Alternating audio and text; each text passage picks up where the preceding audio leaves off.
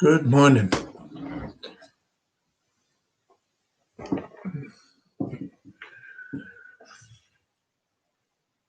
So, the last chapter of this book of Vimqla, the last talk she gave in New Zealand in 1986, and it's called Living One's Understanding. Living One's Understanding. Life has an all-pervading intelligence which is sensitive to the needs of the individual. When individuals are honest with themselves and aware of their needs, life has a mysterious way of bringing them together.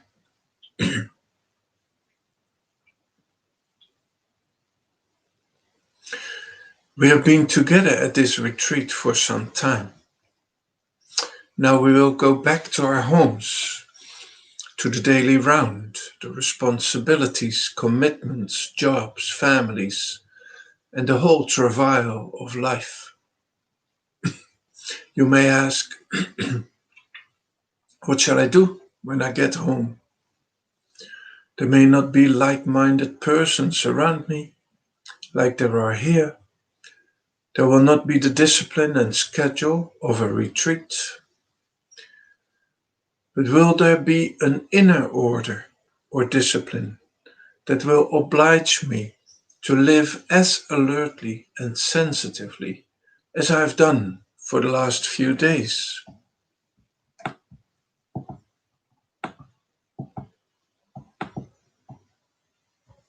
In only a very short time, you may notice that the intensity, the depth and vigor of attentiveness begins to fade, and one returns to the old pattern of repetitive behavior. Why does this happen? Why is the seriousness not sustained? It seems that what we look upon as living is only a process of reactions. We have been trained to react to compulsion from outside as well as from the inside. Organized religion, the science of ethics, norms of society, and economic structures create compulsions to which we have been trained to react. If you have an inner compulsion, religion and morality tells you what to do. They have ready terms of reference, and you look at them and react accordingly. Perhaps we have never lived first-hand. We have mistaken reaction as the act of life. Can we go back to our homes and tasks with this new awareness that reaction is not living? You may go on reacting to such compulsions for 60, 70, 80 years, and in the evening of life, there will be empty ashes, just words that have lost their meaning and their fire or intensity.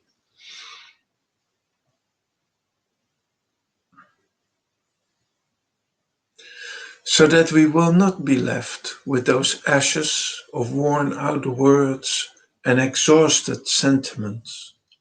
Let us be aware here and now that reaction is not living.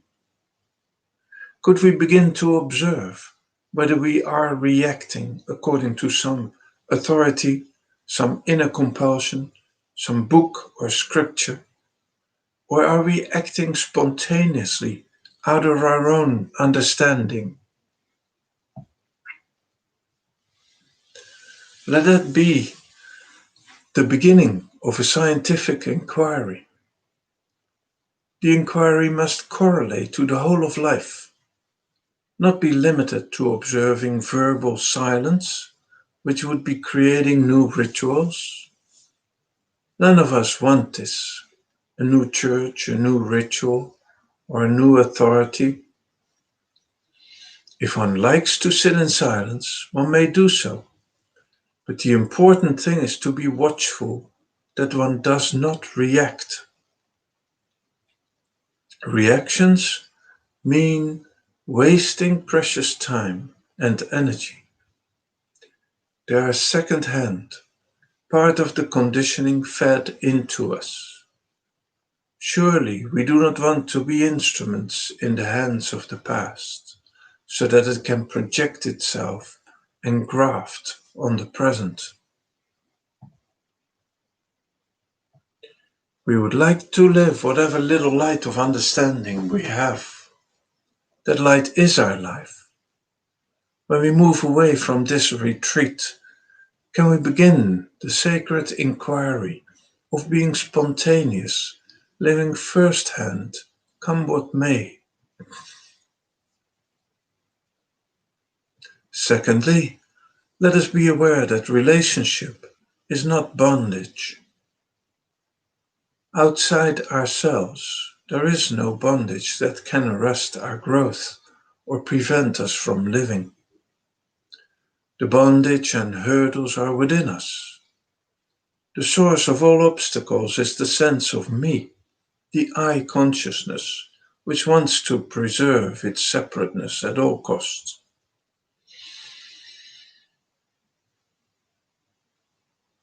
Relationships with the home, the family, children, husband or wife are very sacred because self discovery cannot take place apart from the movement of relationship.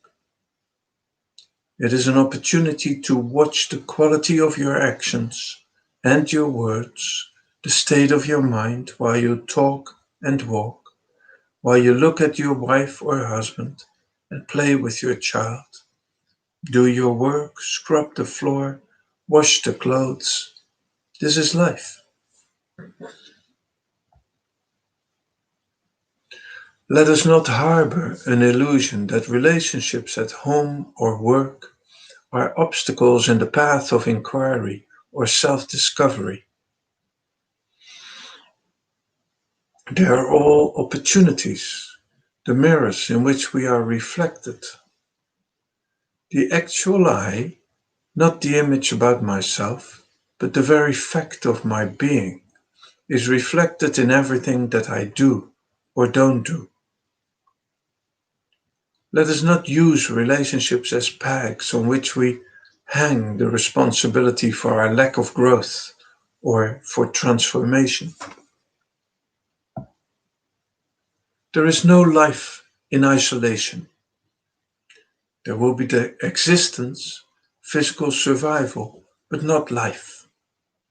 Life is in togetherness, in sharing. Life is in interaction. When we fail to interact with nature, fellow beings, and the human species, there is no life. Vegetating, mere physical survival, is not what we want. We want the joy that can blossom only in the soil of relationship. Thirdly, it is not possible for every member of a family simultaneously to have the same urge of inquiry and with the same intensity. It's very rare that this happens. So you may find yourself alone. Others in the family or organization, community, or wherever you are may not be supportive. They may even laugh at you. While we are engaged in this inquiry or self discovery, let us not expect too much from the family. Non cooperation, opposition, and criticism can be of great help if they can be received without feelings of hurt and are used for deeper probing. Disapproval from anyone in the family can then never deter you. By putting difficulty in your path, life is urging you to tap the creative energies in order to meet the challenge. However, let us not convert the challenges of life into problems. To differentiate between a challenge and a problem is another important point. Action and interaction between various expressions of life create a challenge. For instance, I may say something and the listener does not understand, perhaps misunderstands or misinterprets it. It is a challenge for me to discover how to express it differently. Instead of blaming the person for not understanding, turn the searchlight within and you will see much more clearly. What we need is the light of clarity within our own hearts. The understanding becomes clearer by the hour as you live it. It becomes the substance of your being, as food digested by the body becomes the substance of the body and the marrow of the bones. In the same way, words that are understood or digested become part and parcel of your being, your consciousness. It is you. You cannot claim to possess understanding when it has become the very substance of your being.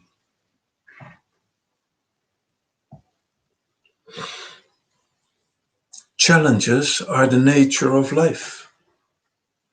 Would you say there should be no ripples on the breast of the ocean or river?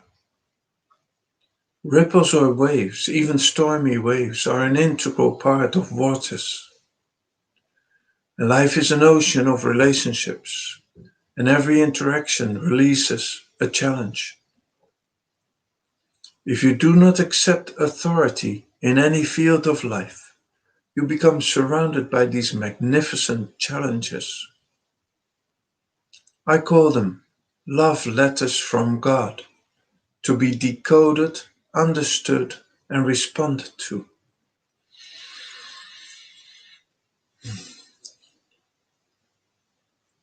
A challenge becomes a problem when I try to capture it within the framework of some past experience. I question myself. Is this like something that happened a couple of years ago?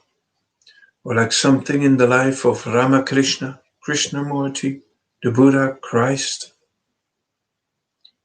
We refer to the challenge. No, we refer the challenge to the past so we can measure, categorize, and evaluate it. The beautiful fresh challenge then becomes a stale problem that many have faced before. Your consciousness becomes heavy with the thought of facing a problem, not something natural, but as an obstacle, an ordeal. One does not stop there, but begins to measure oneself. Can I face it adequately, successfully?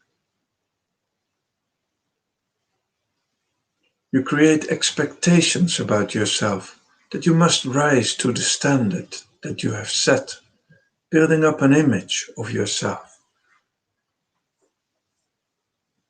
On the one hand, you measure the challenge.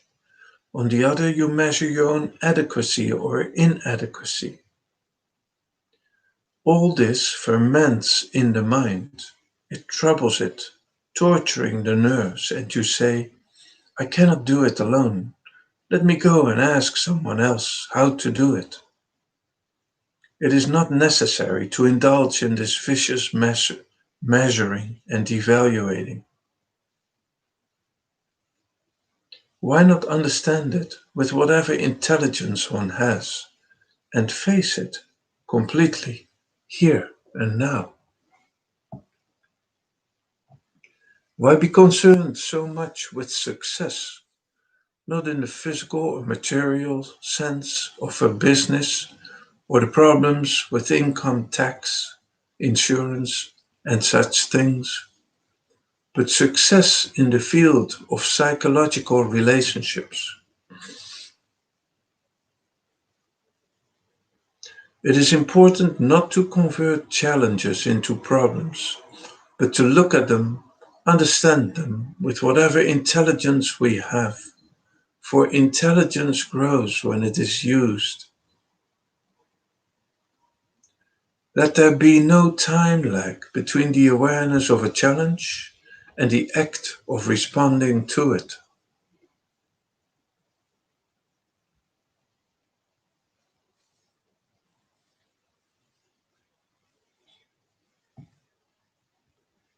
There is one more area where most of us waste time and energy, and we need all the intensity and depth of energy at our command for self discovery and transformation. We cannot afford to waste energy. We have to plug all leakages so that we have tremendous energy whenever it is required. The leakage we are presently concerned with is the habit of justifying and defending what we have done.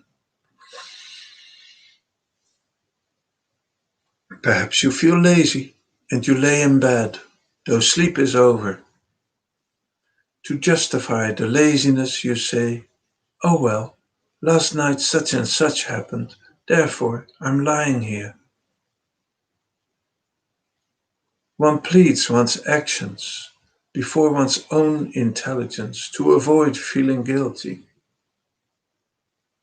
Perhaps angry words escape you, a sharp glance, and you say, "Well, I wasn't really angry. Such and such a person, by crooked behavior, made me angry.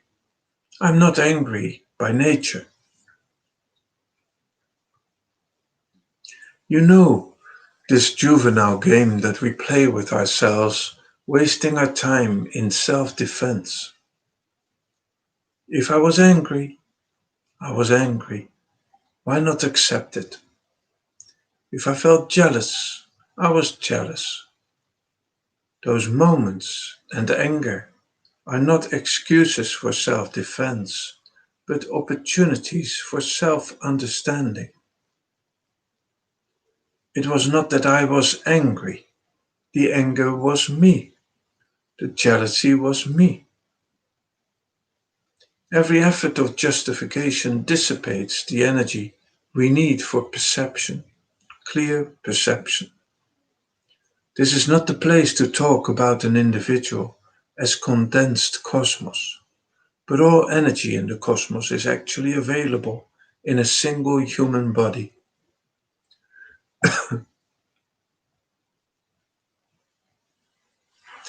These are just a few important, friendly hints for those who want to dedicate their lives and energy to inquiry and discovery,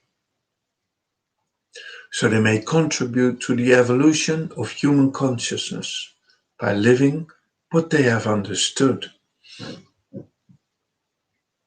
It is only the quality of dedication that makes the difference between an enlightened and an unenlightened person. We witness so much suffering and misery, illness, sickness, and death, which do not disturb us very deeply. So we witness so much suffering and misery, illness, sickness, and death, which do not disturb us very deeply. But seeing such things created a turmoil in the heart of a young man, Siddhartha, who at the age of 18 had never seen a sick person. Out driving one day, he saw a man being carried, and he wondered what was happening. It was explained that the man was ill, something that could happen to everyone. As they proceeded, the prince saw an old man and asked, "Why is that person so stooped?" He was told that it was through old age, and learned that everyone had to become old. And later they came across a dead body, and Siddhartha discovered also that everybody dies. The prince returned to his palace and fell into contemplation. What is this human life? Is there any way of avoiding this kind of misery? If old age and death is the end of physical life, is there anything more to life? He left the palace as one who had awakened, that is, Buddha Siddhartha, the prince, became Buddha because he dedicated himself to inquiry.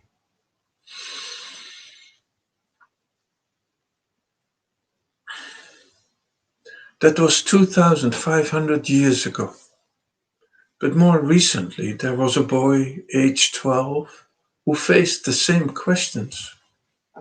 He didn't go to school and asked his whole older brother whether education in school would enable him to understand what God is, what life is, what he himself actually is.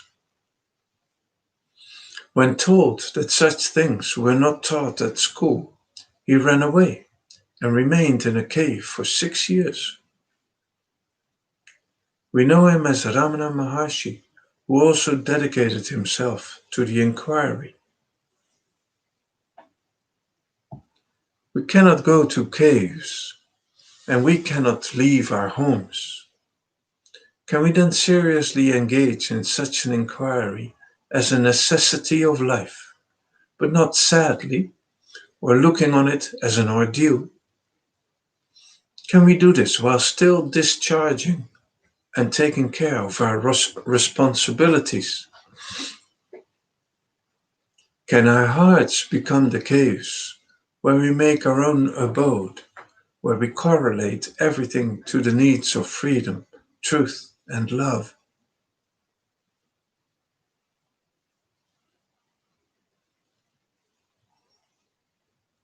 She concludes the talk with this translation of a mantra from the Vedas.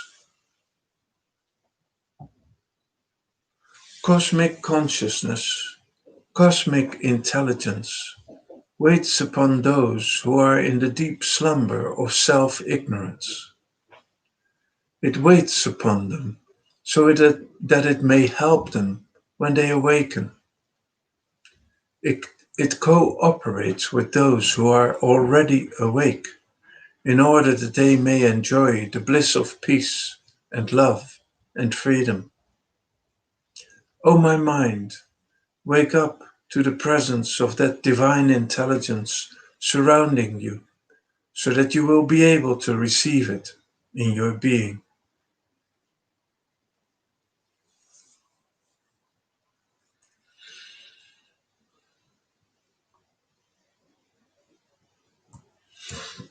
I'll read this mantra from the Vedas one more time.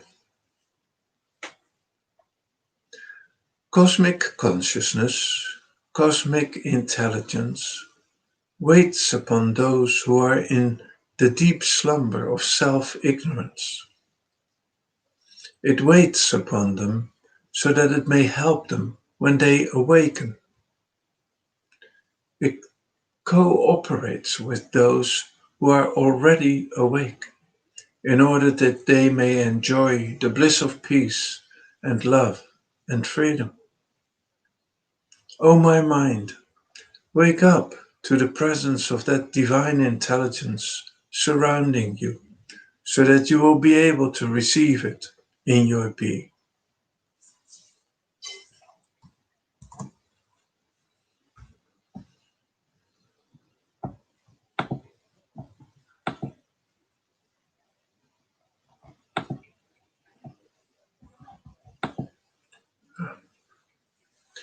So that with that ends the book Exploring Freedom from Vimqla Thakar. I hope you enjoyed it, and I will continue tomorrow with another book. So have a very good day. Bye.